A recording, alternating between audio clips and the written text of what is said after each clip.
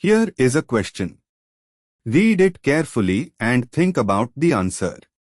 Let us solve it step by step. Let us first understand the key concept here. When Br2 adds to an alkene in CCl4, it undergoes anti-addition bromonium ion mechanism. Diastereomers are formed when the addition creates two stereocenters that can exist in different relative configurations, i.e., the product has stereocenters giving non-superimposable, non-mirror image stereoisomers in addition to enantiomers. Moving on to the next step. Consider option A, methylene-cyclopentane. Addition of Br2 across the exocyclic double bond is equal to CH2 gives a product with a bromomethyl group and Br on the ring carbon.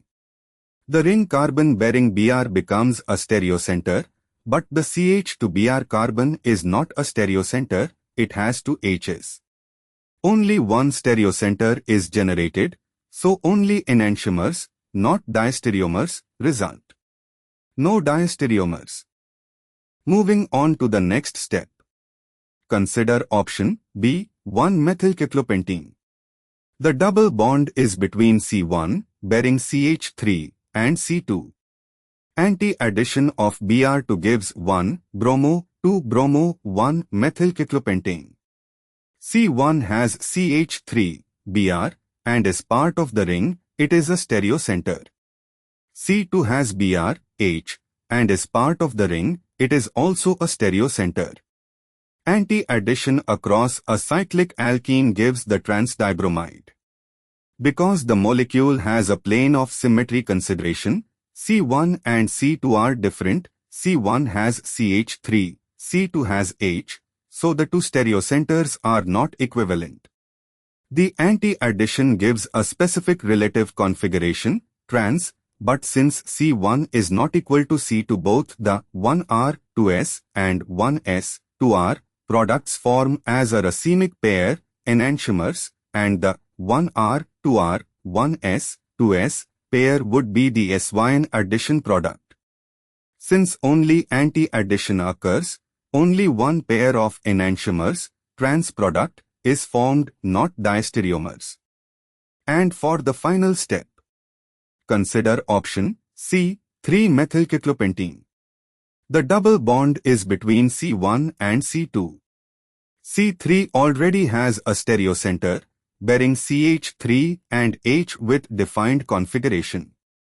Anti-addition of Br2 to C1 and C2 creates two new stereocenters, C1 and C2. With the pre-existing stereocenter at C3, the two faces of the double bond are diastereotopic. Attack of bromine from the top face versus bottom face gives products with different relative configurations at C1, C2 relative to C3, these are diastereomers.